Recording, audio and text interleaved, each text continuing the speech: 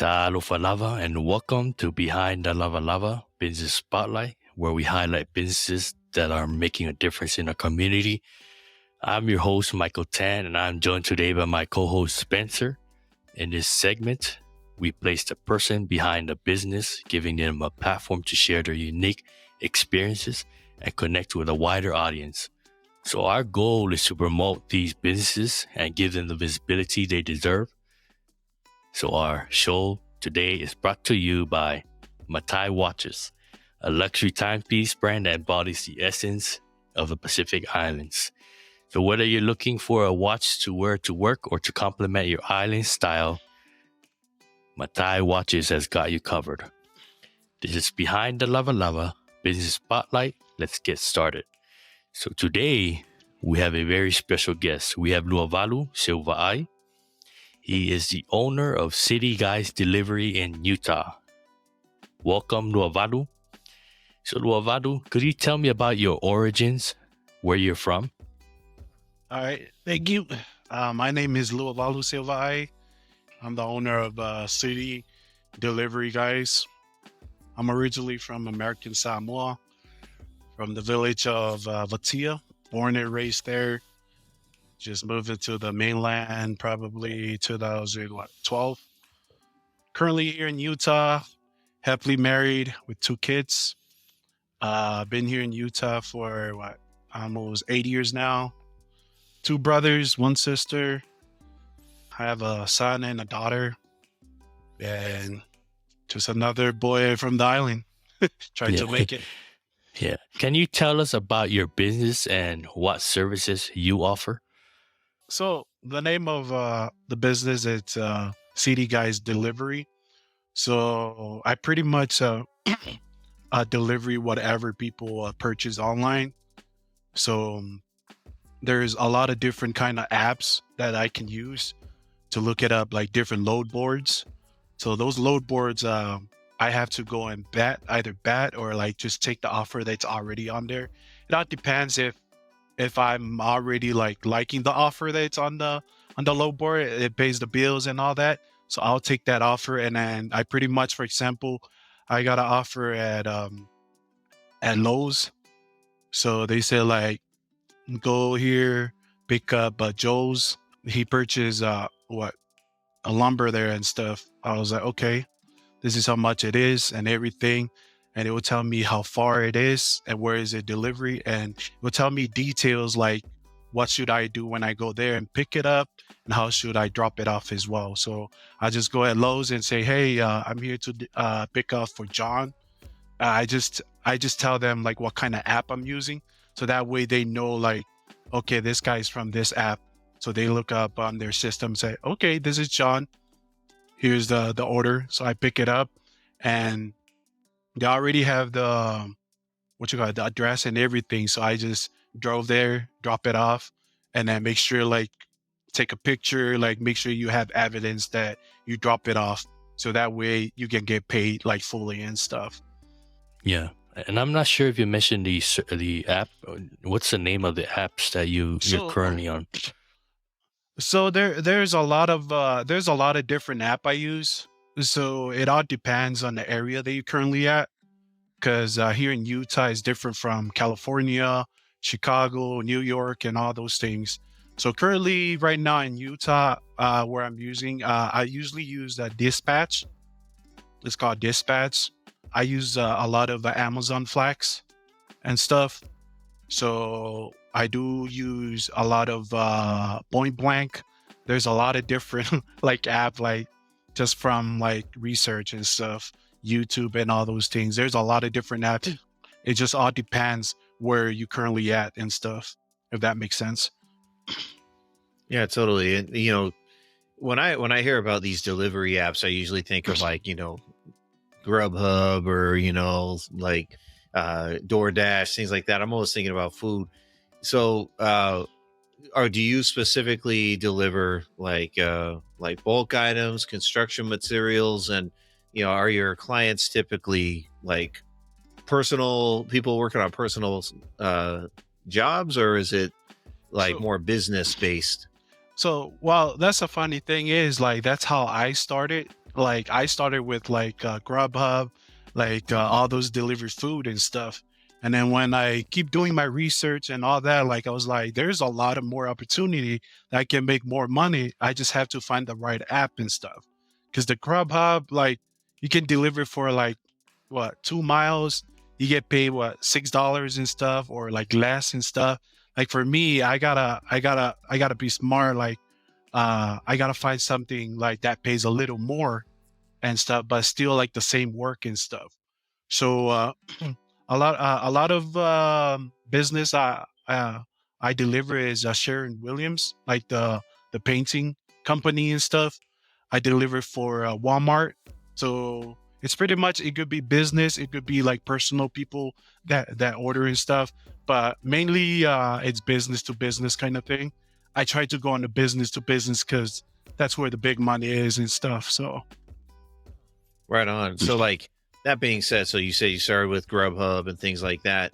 What is it exactly that got you started in being, breaking off and doing it on your own, and being an entrepreneur basically, and making your own business doing this? So I just at March, I just marked my 1 year for like doing my own thing, like not working for nobody and stuff. So I remember March, I usually work at this company, it's called Liberty Tire and stuff. I remember waking up that morning around 5 a.m. I went to work. I went to work and the guy was like, "You're like 2 minutes late, so I'm gonna have to book you over here." The feeling I felt that morning, I was like, I don't want you to tell me what I do. Like, I'm a grown man. Like, I think it's just a pride thing that popped up that boiled me that morning. He said like, "Okay, you're gonna have to go work over here." And the feeling I had was like, I don't want you to tell me what to do in my life. Like, I want to do like, but at the same time, like you're trying to make money and stuff. So that same morning, I told the guy, I was like, "Hey, you know what? I quit." I'm like, "You ain't my dad or anything. I I quit." So that same morning, I came home. I remember just came home and just knock out. That's because like I stay up all night streaming and stuff. That's another episode of it. But the next morning, I just I just cruise around on TikTok and stuff.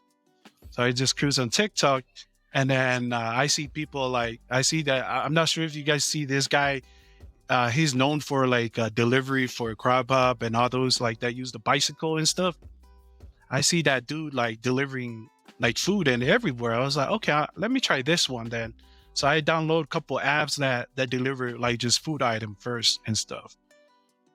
And then like the more I deliver, the more I like just I think just a mindset starting like to think it was like, why am I delivering this that not paying more, but like the work I'm doing like it's not kind of worth it, but like it's still making money. But I have a feeling that there's a lot more out there that just delivering food and stuff. So that's where like I went on what you call it on YouTube, search like how can I make money using my car, because I have my car and stuff.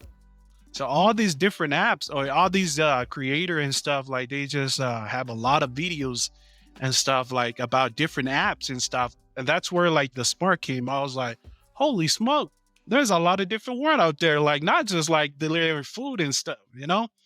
Then that's where like I remember like there's like 2 days straight, all I did was just like YouTube, and then just like note down like what can I or like what are some of the good and the bad that will come out of this and stuff. So that's where I started from till like I went on TikTok one day and I saw this guy. I still remember his name is his company is called Stick With Me Delivery. His name is Tony. So shout out to Tony. He was telling me about like having a cargo van company business and stuff. And then he said like, go register here so you can so I can tell you the inside and outside of the game and stuff. Like me here, like have that hunger. I was like, okay, let me go take a look at what he said. You know, I went and and signed up with his on his seminar and pay like the fee of it and stuff because you know you're trying to to invest on this business that you wanted and stuff. So I paid for it, and then I talked to him face on virtual as well, and then he telling me the in and out of the game and stuff. I was like, hold on, like it's not as hard as it like what people said, or like it's not that hard. The only hard part is just like filling up the important documents, or like the LLC and all those things. Like, but like it's not that hard too. Especially like we have computers, just fill it up. You don't have to go inside like an office or anything. So that's where like me starting like having an LLC. That's where like I was like, oh smoke, like this is could be a business, you know. So starting from like delivering food and stuff, now like I can like have the business name and stuff, and having that business as well, the business name, the LLC, and all those important stuff, like it gave me more opportunity, like more business will look at me as a business, not just like a deliver person, you know. So that's where like the story comes, and like so far right now it's kind of smooth and stuff. So Yeah. Congratulations on reaching your 1 year anniversary on being on the job. appreciate it. Thank you. Yeah. And could you tell us what are some of the biggest challenges that you faced being a delivery guy? One biggest challenge is probably the first is the gas price, because you know I have to drive, and the gas right now it's ridiculous, you know. So that's one thing. Second, it's probably like the weather, especially where I'm at is the weather. It's one of the hardest thing to deliver is the weather. I do think like one of the biggest challenge is like there is a lot of business that right now they're kind of like take advantage of like us deliver people, like they kind of like lowball us and stuff.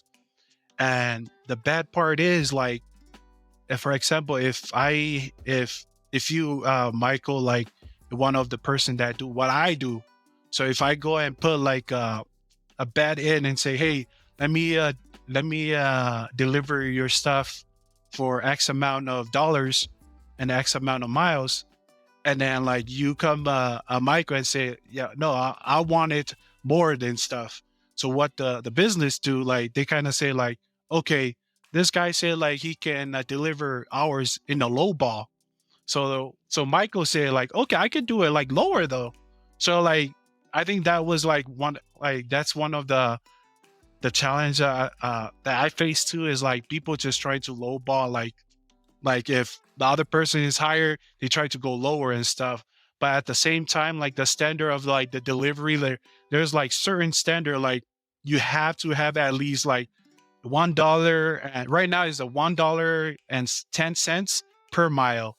It's considered as a good rate to deliver and stuff. So if anybody try to lowball, like go under that, like it's kind of like it's one of the big challenge. Like there's nothing you can do. Like, okay, I can't deliver that because like it's not in the standard. It's not gonna make me money. It's not gonna pay the bills or whatever. But sometimes you gotta do what you gotta do if you got no option. I do think like those are the three biggest challenges: is the weather, the gas price, and just like other people trying to lowball the business and stuff.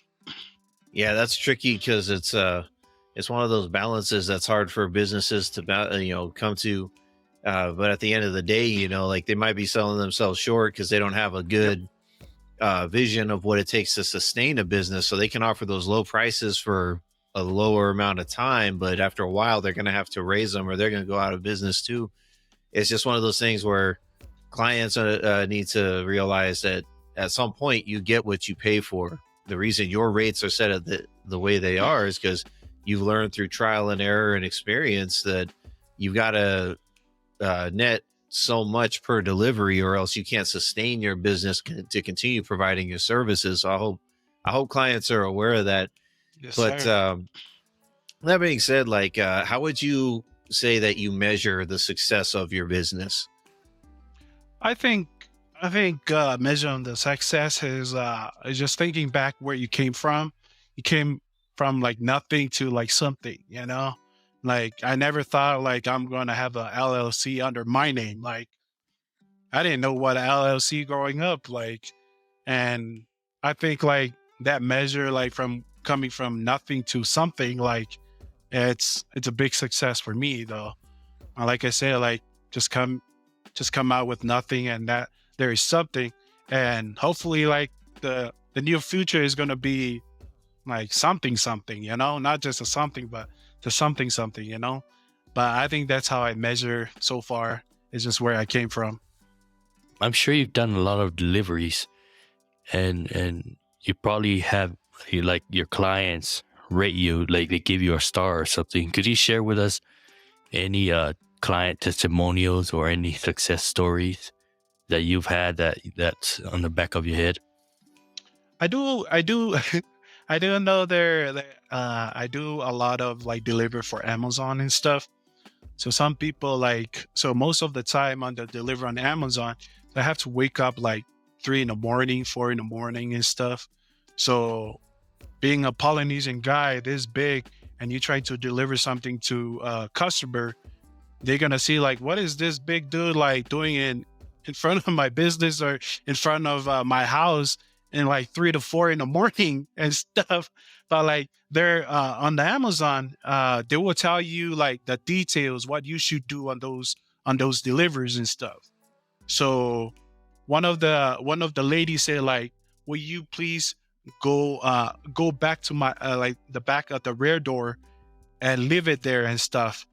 But like, mind me, I'm just a Polynesian. I don't want to go back like behind somebody's house 3 or 4 in the morning. Like, what you call it? Like, people is gonna think like I'm trying to like rob or steal something and stuff.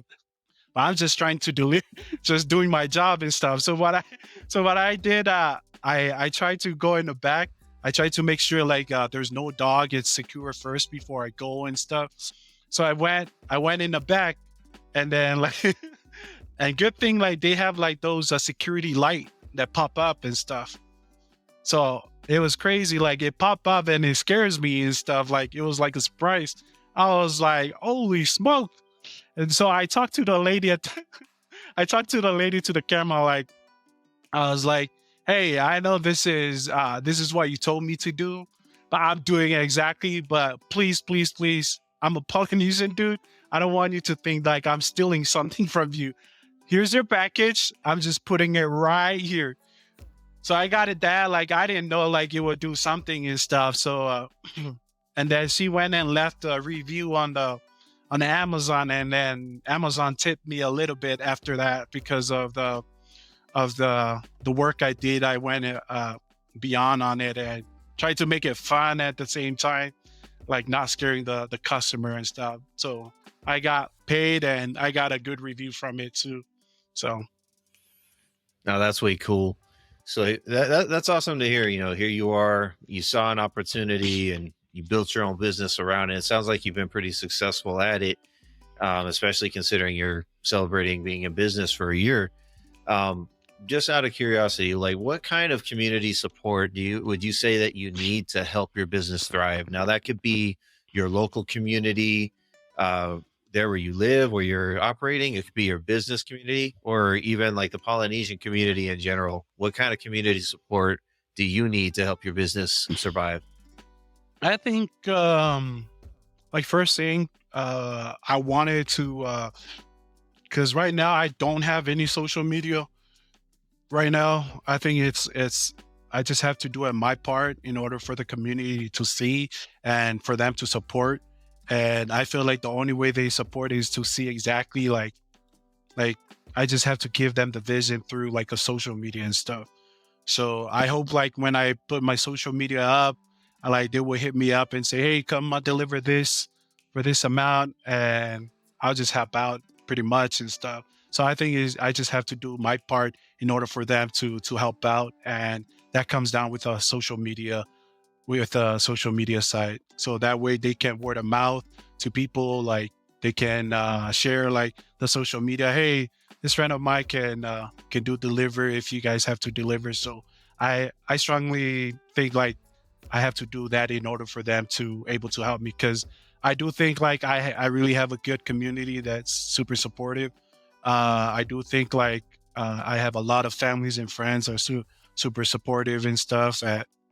I just have to do that part in order for them to see it. Because a lot of people, they don't know like I'm a business owner or like I do these things because I just keep a low profile and stuff. So I just have to, and that's one of the biggest reason why I want to hop on your guys' podcast so that people can see it. Because a lot of my family and friends hit me up. I was like, I didn't know you do these things. Like, I didn't know you're business owner or like do these things.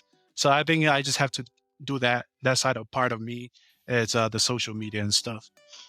Yeah, yeah. Real quick before we close this out, let's talk about your other passion, how you're helping out the community. Let's talk about your gaming community. Could you touch up on that? So the gaming community is a different side of me for sure. Yeah, the gaming community is more like a stress reliever. Like I just come there and like just joke around and stuff. Like I'm not serious on there up there and stuff. I just like to gather people together and just joke around and stuff. Because a lot of people nowadays they use that as an escape, the video games and stuff. So I just want to make sure it's fun and all that. So what I mainly do on there, my gaming page is 684. That I do stream Call of Duty Mobile. I only do just the mobile side. I only do just a Call of Duty. So I just host tournaments. I host private lobbies where like all the Polynesian come and get along. They can fight and all that, but at the end of it, they always make up and then they start becoming friends and stuff. And I do think like the gaming page, it brings a lot of people get along on it after they have a little fight here and there and stuff. So, but my streaming is like a different side of me that most of the communities know. But the business is like a lot of them, they don't know that side of me for sure. So, but yeah, that's what I do is just host tournament, giveaway, do a lot of giveaways too, raising money. Because last year, I don't know if you guys remember last year when that happened to Tonga. Me and my community came together and we raised like almost $2,000. And we only raised that for about like I would say 2 weeks. And then I went and bought like rice, all the needs and stuff, because there's no way to send money and like everything is gone over there. So I have to buy the rice, the noodles, the Vienna sausage and stuff. And then we send it to one of the island that I picked, that I know someone personally that kind of live there and stuff with their family and stuff. So I think like just a lot of goodness, just bring them together, just have fun and just not be serious, because a lot of people nowadays take everything so serious, and just chill, just have a sense of humor here and there, Yeah, that's amazing. Is a gaming community can be a powerful community. Like before this podcast was a podcast community, it was a gaming community. So we can attest to that. It sounds like you've done a lot to give back to that community. So that being said, what would you say your plans are for the future of your business? So right now, because currently I'm using my my truck on the business. So I've been doing a lot of research. I've been attend a couple seminar about like the cargo business. So I'm trying to extend it like by buying those like the cargos, because the more you deliver, the more money you get. So that's one of the biggest goal I'm trying to do is trying to get. I'm hoping like starting with one van, and maybe like hopefully everything goes well, and then buy another van, and that's where like I can try to hire someone to come deliver with me, or I can hire 2 people to come deliver for me and stuff. So it's pretty much because one of the biggest saying that I learned like a couple weeks ago, like they say like you can't be it's not a business if you're working. It's a business that's a self-employed. It won't be a business until like you just stay home and stuff, and there's people working for you.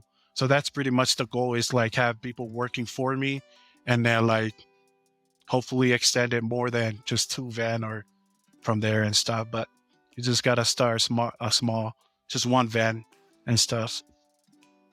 That's cool. That's a cool. That sounds very ambitious, and I think that's awesome that you've got your goals set high there, and I think it's a very doable thing as well. So, best of luck to you on that. Appreciate it. Yeah, thank you very much, Luavalu, for joining us. Everyone, this is Luavalu Seuvaai, owner of City Guys Delivery in Utah. And could you shout out your gamer tag, your game page? 684 Dad, 684 Dad Gaming. Yep, 684 Dad Gaming. So thank you for tuning into this episode of Behind the Luavalu Business Spotlight. I hope you enjoyed our conversation. Remember, the businesses we feature in our show are always looking for support. So be sure to check out their websites and social media pages to learn more and see how you can get involved. If you enjoyed this episode, be sure to follow Behind the Luavalu and leave us a review. And thank you for joining us. We hope you found this interview informative and insightful. This is Michael Tan and Spencer Harmon signing off from Behind the Luavalu. Tofa Seuvaai.